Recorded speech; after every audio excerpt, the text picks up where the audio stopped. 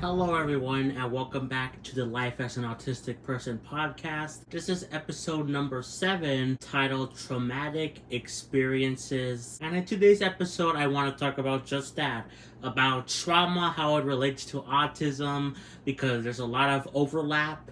And I just want to talk about it and also share a couple of my traumatic experiences, because I have a few, specifically 2 big ones, and then one that's like sort of related to one of them, but I'll talk more about it as we go on. So yeah, let's just get right into it, shall we? So yeah, traumatic experiences. It happens a lot to autistic people. From what I've done a little bit of research on this, like not too much, you know. Um, in fact, I don't really prepare that much in terms of videos. I just do some basic research, or I think about things that I want to talk about, you know. But I don't like have a script or anything. But you know, I do sometimes look things up before I start making videos like this. And from what I did of my research, and I even knew this a little bit beforehand, but trauma is very prevalent in autistic people, and in fact, it appears that we are more sensitive to trauma, and it could be for different reasons. You know, our brain is wired differently, so you know we're more sensitive to feedback from people, which we can see as like a bit negative. You know, we're also, because of our autism, you know, we don't understand social cues or don't understand certain things, so we're more likely to get bullied or to face criticism than people would that don't have autism. And so trauma builds from there. So yeah, it just seems like we have more trauma, we're more sensitive to it than non-autistic people. But I want to share some of my trauma experiences, because I have a lot. I've talked about these a few times on the channel, but I should just compile them, if that makes sense. So the first traumatic experience I had is one that I've talked about before, and that being my dad passing away.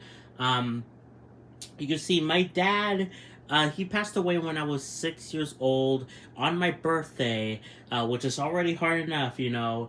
When you turn 6 on your birthday, that's, your birthday's supposed to be a happy thing, but, when your dad passes away there, that's really, really sad. And I was really, really young when that happened.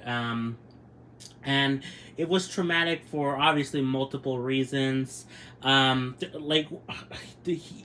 feel so sad that he passed away, because look, he had like a bad, was it a liver? I think it was a liver or something, because he smoked a lot, so it was like bad, and he needed to get it replaced. But my dad was very stubborn, and he said that he didn't want it or didn't need it, so he was getting sick. So he was probably gonna die, like, eventually, sooner rather than later. But he didn't die from that. He died by falling down the stairs. He was just trying to go downstairs for something, and then he fell down, and then there was blood everywhere, and oh my god, it was so sad. And we had to wait for the ambulance to come in, and it happened like around 12 or 1 in the morning. And you know what's the craziest part? This stupid doctor thought it would be a good idea to have me in the room when they confirmed that he died.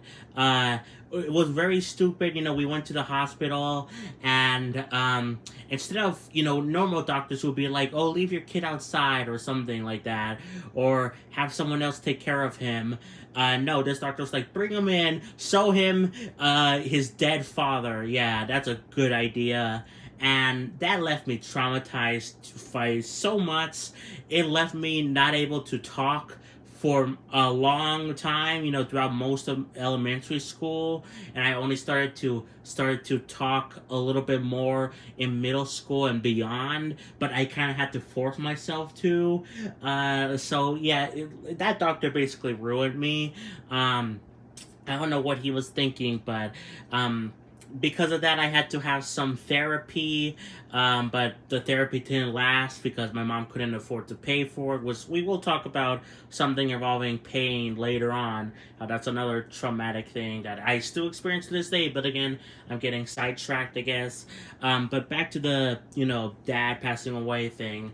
I still have vivid memories of him. Well, not just dying, but also of him, being there for me before that. I have a really good memory. I talked about this in a video that I did, the last autism video I did, which was autism and how it relates to memory. If you want to check that out, link will be in the description below.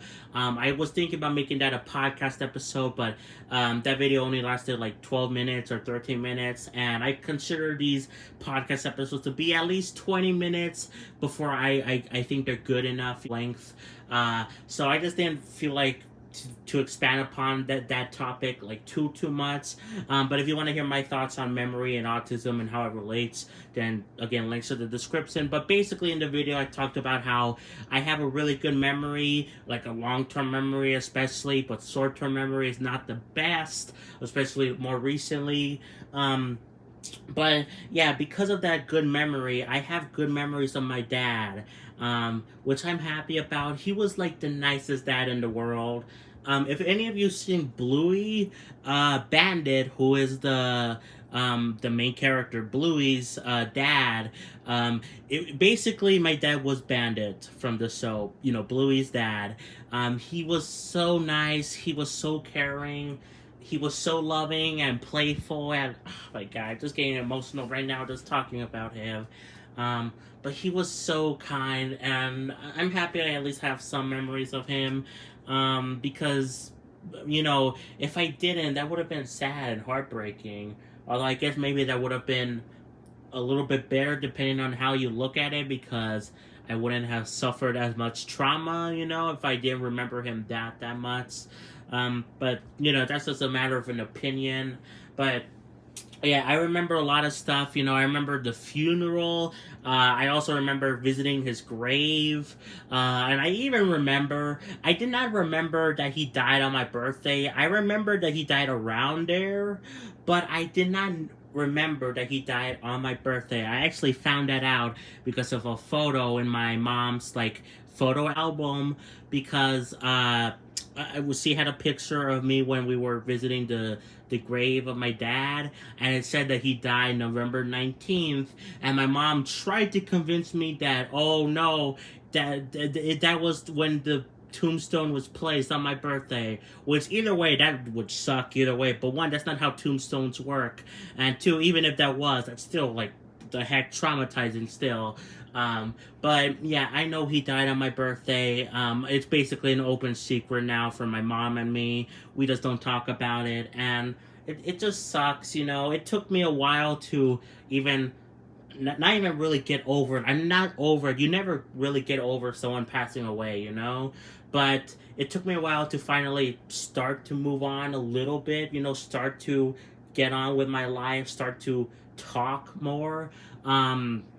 You could still argue I'm not that good at talking. I still have issues. I feel like my speech issues are like that you see in videos. In fact, I'm probably going to cut out a couple of speech issues that I have in this video, for example. We're only 9 minutes in so far as of me recording.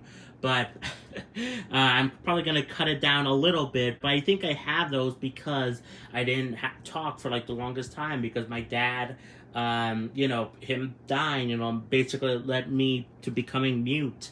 And that's very tragic, That's just the most biggest common, experience that I've had. But there is, other ones.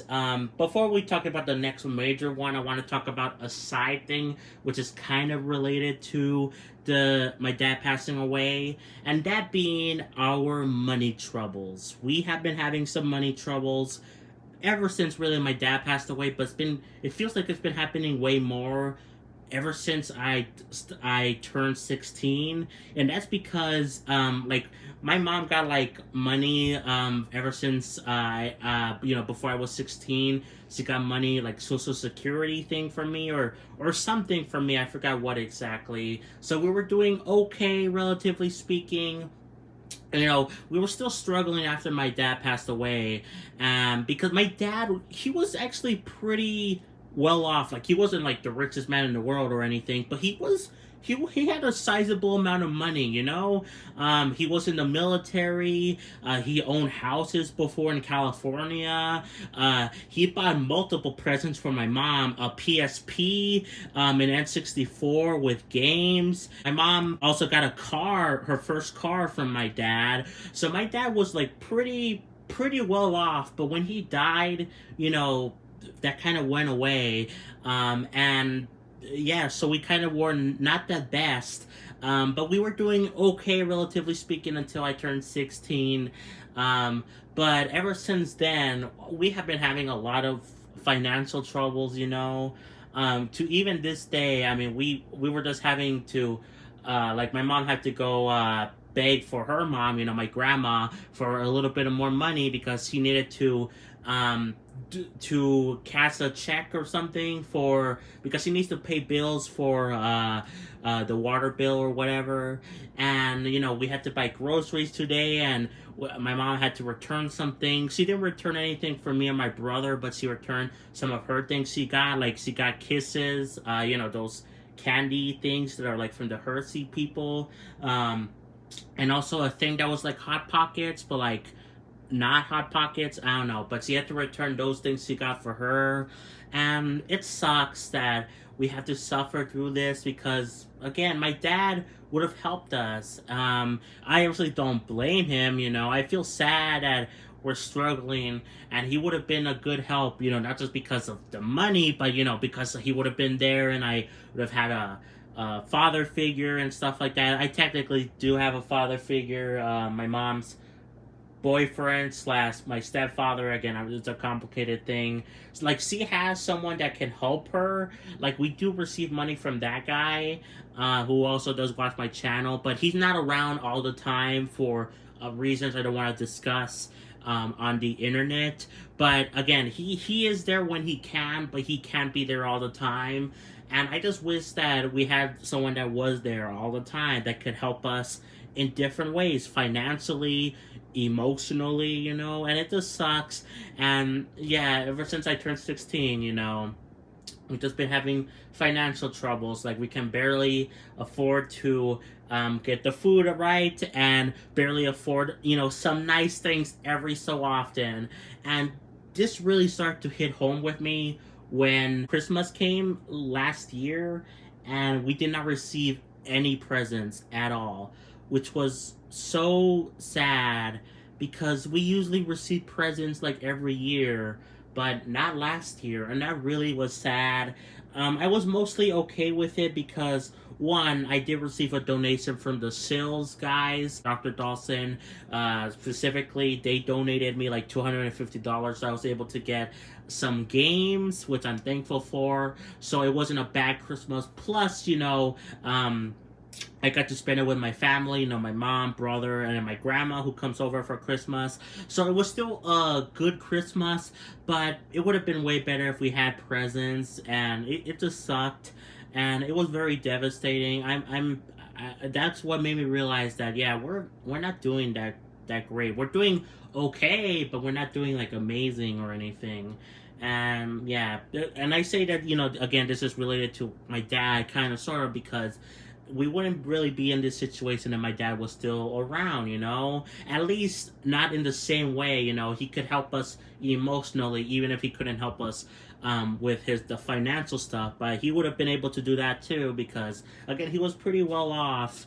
But Yeah, so that's another traumatic thing, and we have to keep thinking about it constantly. Like my mom has to tell us a lot, she can't afford this or that or not now, and it gets a hold of me, and it makes me worry a lot. That's another thing that causes my worriness, me overthinking things like, oh, what's gonna happen, and that's what causes me to think about things like selling off some things or trading in, I don't know, my Xbox, or trading in stuff, for extra money to help out my mom or to afford other things, like other games, but like so I don't have to ask her, So it's just the whole thing. So yeah, that's like a side traumatic thing that also kind of relates to my dad. But the other traumatic thing that's happened to me, I'm sure you might know if you watched a video like 2 weeks ago or something, or a week and a half ago, which was about my quote unquote ex, Clarissa, Jehovah Witness. Yeah, that was another traumatic thing because again, I've told this story a few times before, but here's a quick rundown. Basically, I met this girl in seventh grade. Actually, I met her when my grandma was in the hospital. She had like a pain in like her leg or something. I believe that's what it was, and she needed like a surgery, kind of, sort of, and we had to take care of her for a few months. But anyway, while she was in the hospital, that was another, sad thing. It was kind of traumatizing, but luckily, she's okay now. My grandma's A-okay, and she's doing good, so yay. But anyway, so while she was in the hospital, I met Clarissa in my theater class. Actually, I don't think I've ever told this part of the story before, but we met because in theater we had to do like a partner thing, where we had to talk to a person for like 1 minute, share a fact or something to each other, and then rotate. And then that's where I saw Clarissa, and then I thought she was really cool, and we kind of hit it off at first, and then I didn't talk to her for like a little while because I was focused on my grandma, Plus, I was just barely dealing with another girl that I just barely stopped liking, which I won't mention the name of. Not really that important, but I was like friends with her before in like fifth grade, and there was a whole thing in summer. That's another somewhat traumatizing thing, but this is way more coming up. Anyway, getting sidetracked yet again. Oh boy. Anyway, back to the story. So I didn't speak to Clarissa for like months, and then eventually I'm like, I want to talk to her. We did hit it off like that while ago, and I want to talk to her. And we also shared. Not only did we share theater, but we also shared first period, or I think technically it was homeroom, not first period. I don't remember exactly. Either way, one of the first periods, because they counted it separate. So we had to be in a desk thing, in a group. First for music class. So I sat with her because there were no other tables. That was like one of the excuses I did. And then I got to know her, and eventually we had to do the same thing in our normal class, and then we, with a group, and then I sat with her again, and her two friends that were there, and yeah, things actually started heading off relatively well. It was a bit awkward at first, but it started to seem like she did like me and I liked her. But tried to ask her out. I tried to ask her out like a few times, but she kept saying no, no. Well, she didn't say no exactly, but she kind of like sidetracked the answer, and I always wondered why. Like, why not just tell me straight up? Eventually, after like I tried like 2 times or whatever, I stopped, and then we just continued hanging out. But then I asked her again, and she finally told me that she was a Jehovah Witness and that she likes me a lot, but she couldn't date me. And that, first of all, that was like really cool for not the Jehovah Witness part, but the fact that a woman liked me and that I liked her, because I've had like two other girls like me before then, and technically still now. I've like had two other girls like me, but I've never liked them. One was a crazy girl in elementary school who actually turned out to be somewhat attractive in high school when I saw her again. So oof. But the other one was actually a cute girl, but I was interested in my neighbor, so I didn't really pay attention to this other one, but this was the first time I liked a girl and she liked me back, so I was happy about that at first, but then I realized, oh wait, we can't date. So then I did a lot of research on Jehovah Witnesses, and then I got depressed, and we still hung out for a bit. We still hung out for like 2 years after that, I believe, because she told me in like the end of 7th grade, and then at the beginning of 9th grade, that's when we stopped talking. So right, about a year and a half more or so, we kept hanging out and stuff, and it was mostly fine, but she kept telling me things like, oh, she wished she could do this, she wished we could be a couple, or she told me like a thing, I still remember, she told me about she wished she could do a thing that this one character did in a TV show, and then when I looked it up later on, because you couldn't have your phone in middle school, I'm like, it was like a very, somewhat, not, I don't know how to describe it. It was a very interesting thing that the character did to someone. It was not like I don't know. It was basically just a call for romance. Basically, I don't know how to describe it. I don't even remember what it was anymore. But I just remember that it's like she did like me, and I liked her, but we couldn't do anything about it. But then high school came around. We were in different classes, and things were going off a little bit fine, but she started to become a little bit distant from me.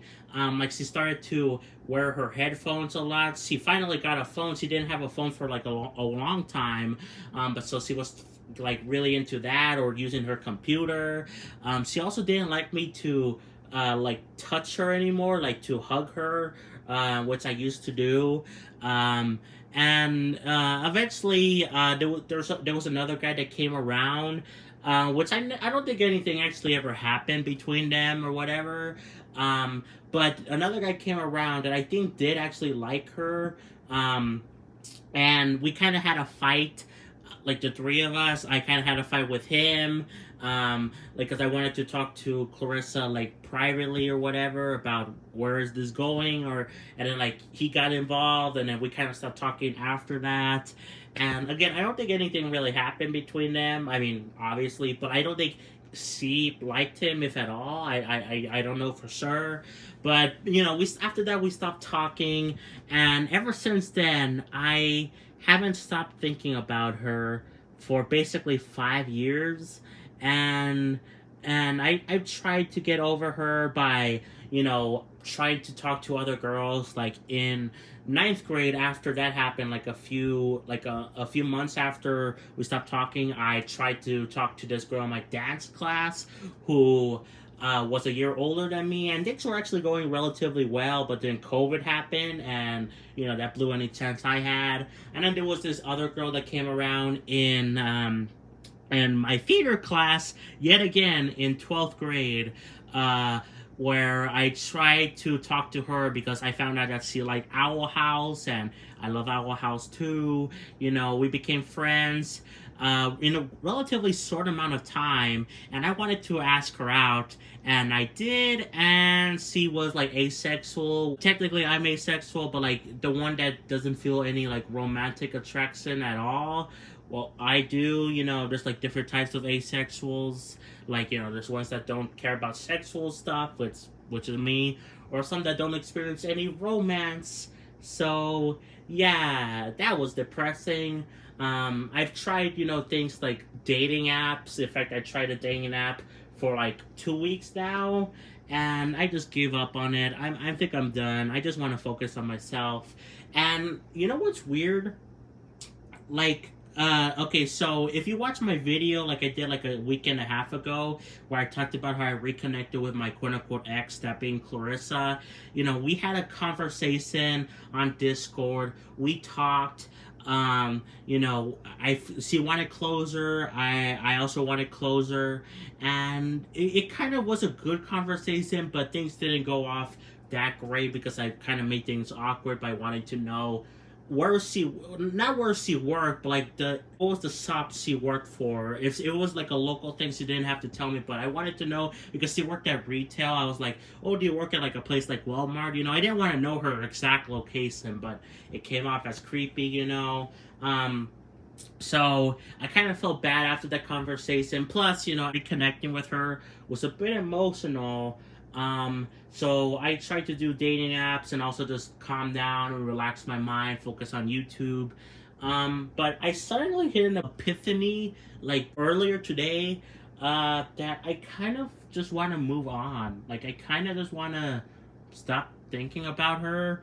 I still had dreams about Clarissa, like even like yesterday and the day before. I even dreamt that I kissed her in one dream, and it felt very real. But it didn't affect me throughout the day like it used to. Usually, it would like pop in throughout the day and be like, "Oh my god, what's wrong with me?" But it really didn't. I started to feel like I can move on, and that's kind of why I started to delete the dating app too today, because I'm like, I don't need it. I don't need to find someone, at least not now. I can be happy on my own, and I can focus on YouTube, and I can finally start to move on from harboring feelings over her. And that's obviously a good thing, because again, she messed me up pretty bad, not because of her really, but the whole situation. It didn't end off that great, but because of the fact that we got to talk again, even though it was hard at first, that kind of allowed me to, at least it feels right now, I could change my mind or change how I feel later on, but at least as of this moment, I feel like I can finally move on from her. And that's a really good thing. Although I will say, like 2 days after I made that video, about Clarissa, she sent me a friend request again on Discord, and I thought she wanted to talk about the video because I didn't rant about her, but I talked about her in the video. I thought she wanted to talk about that, or to see if I was okay, and I even sent her a message, but she hasn't responded to me at all. So I don't know what's going on. But honestly, in fact, I was kind of thinking of maybe unfriending her, but I'll just leave it open just in case if she does ever want to talk, or if I do move on fully and we could just be friends.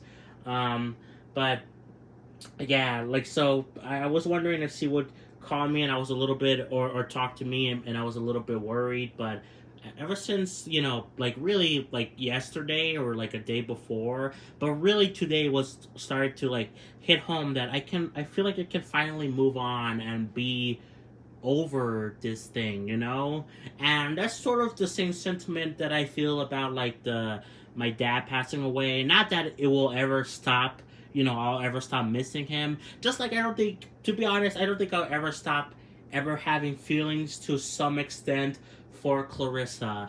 Like I think there will always be a part of me that does care about her. Hope that she finds someone, that she's happy, maybe even that she gets away from that religion, or sorry, not religion, a cult. It's true. Maybe one day she can be free of that, because she doesn't belong there. From the conversation I had with her a few days ago, she really doesn't belong. She's a unique person, and yeah, she doesn't belong in a stupid cult that does all those things. But anyway, I just hope she finds happiness. But I don't think I'll ever stop caring about her. But I think I can finally be ready to move on, and I think that's a good thing. Finally move on from her, from my dad passing away. Obviously, I still don't think I'll ever be able to move on unless we get really rich from, our financial situation.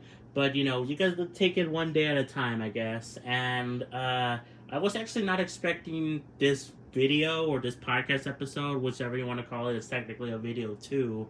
But I was not actually expecting this to end off on like a kind of happy note. I thought that was just going to be doom and gloom throughout the whole video. But no, we actually kind of ended off on a happy note. I guess that's the beauty of talking things out, you know? I mean, I'm not talking to anyone. Well, I'm talking to you guys, but you guys can't respond to me. Oh, what's that? You want to hear more about my traumatic stuff? No, I can't hear what you guys are saying, but it's just nice to say this out loud, you know? And to feel like, yeah, I can move on, finally, to at least an extent. Will I change my mind on this? I don't know. Maybe. I change my mind constantly, but I think I want to start to move on. And I feel like I actually, again, this is like a one-time situation, and this is a side tangent, but I feel like I could start to make decisions. I keep them more so now because I think I want to keep this decision. I really feel it in my heart, this decision. I recently stopped doing or stop having a dedicated stream schedule, you know, because it started to become too much for me, overwhelming. And ever since I made the decision yesterday, I didn't really feel like, oh, should I do this? Should I not? Like other times, I've had like more of a clear mind, like, I think I want to do this. I want to stop a stream schedule because it was more fun. It would allow me to work on videos more, higher effort videos, and you know I could do it whenever I want. So I don't have to wake up at a specific time, and I could see different viewers at different times. So again, this is a whole side thing, but I think maybe this epiphany that I've been having with like clearing my mind about specifically Clarissa, you know, it's actually helping me in other ways. So. Yeah, I guess the lesson of the day is reconnect with your ex because a good thing might happen. I know some people don't recommend it, but I honestly, if I feel like if I never talked to Clarissa, I don't know if I would ever get over her, at least fully. But now I feel like, at the very least, I'm way more hopeful I can, you know? But I think I rambled on way too much at this point. I think that's it for this podcast episode, guys. I really did enjoy talking to you guys. It was a lot of fun, although a lot of trauma as well. So hopefully you don't mind. Let me know if you have any traumatic experiences. You don't have to give them to me in like detail, but you could just say, "Oh, I understand what you're going through," or "I had something similar," but you don't have to, you know, go in detail. You know, if you don't have to, because it is relatively common in autistic people to at least have more trauma because of our experiences, but maybe even be more sensitive to it, at least from the research I did. But that's gonna be it for me. Like, subscribe, play some Xenoblade, and I'll catch you guys next time for more. Peace, bye everyone, and I love you guys, for real. Bye.